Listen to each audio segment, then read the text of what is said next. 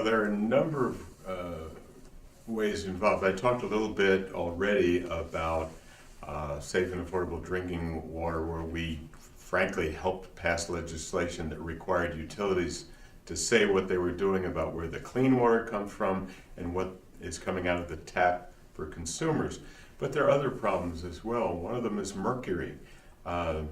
Mercury, when I was a boy, we played and broke open thermometers and let them roll around our hand, but it's a highly potent neurotoxin. It affects development, mental development, all sorts of things in fetuses. It comes from burning coal.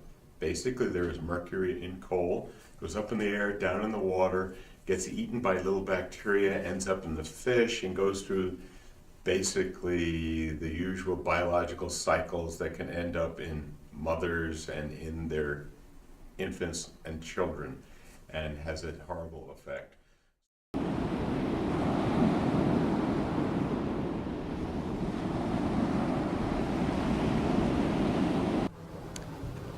At home I drink tap water, I think, because it's easy, and also the sustainability issue, definitely.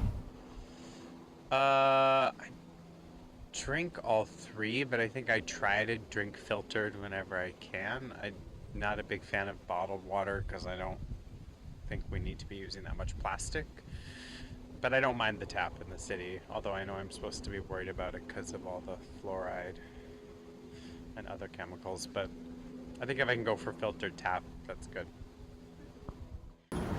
I drink tap water, and I prefer tap water over any of other water because I'm very environmentally conscious, so I'm trying not to use as much plastic bottle as much as possible. Drink bottled water because we think the taste is better, and sometimes the tap water tastes like chlor, so for this reason is the main reason, I think. It's like cleaner and healthier, I think.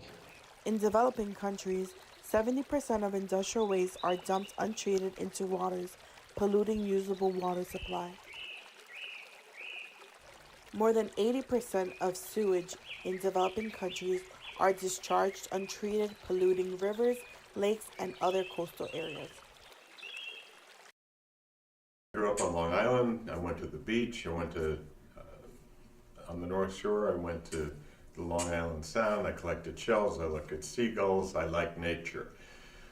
Later on, I became concerned about global threats to people and the planet. I used to be concerned in one of my jobs with nuclear weapons, which is really the first big environmental issue that we faced. We used to test them in the open atmosphere. That is transboundary pollution that happens to be radioactive. And from that, I began to understand and study how climates change. I got interested in climate change, and from there, it's just a matter of the organizations that I worked for and ran.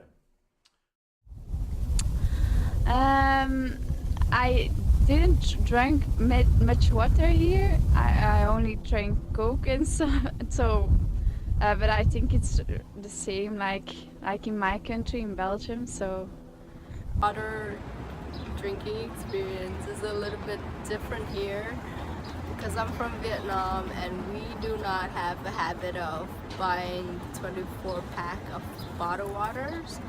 We actually use our tap water and just boil them and then let it sit and then drink it. So I was like a little bit horrified to see like how much bottled waters we like actually waste every single day here. Seems safer depending on where I am Yeah, outside of the US. I think definitely New York especially, tap water seems really safe. I've been in other countries where we've been told not to drink the tap water because it has not been safe. Yes. in terms of the filtration of the water.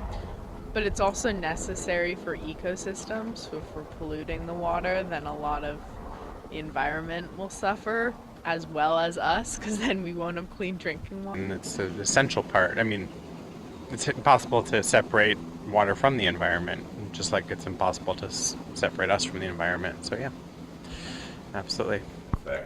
So we worked quite a bit to reduce the number of coal-fired utilities and also to create mercury rules, or MACT.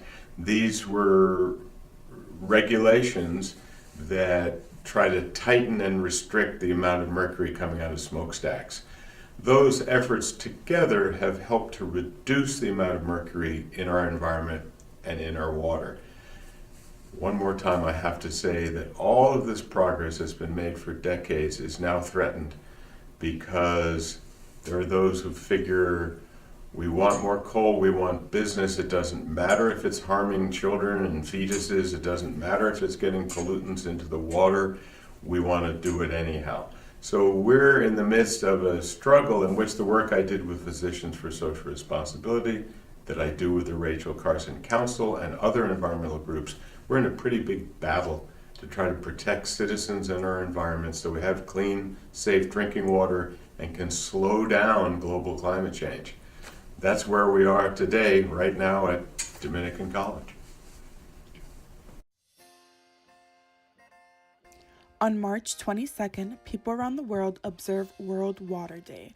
Water revolutionizes the health and future of entire societies, and for that very reason, many nonprofits have committed to bring clean water solutions to global communities.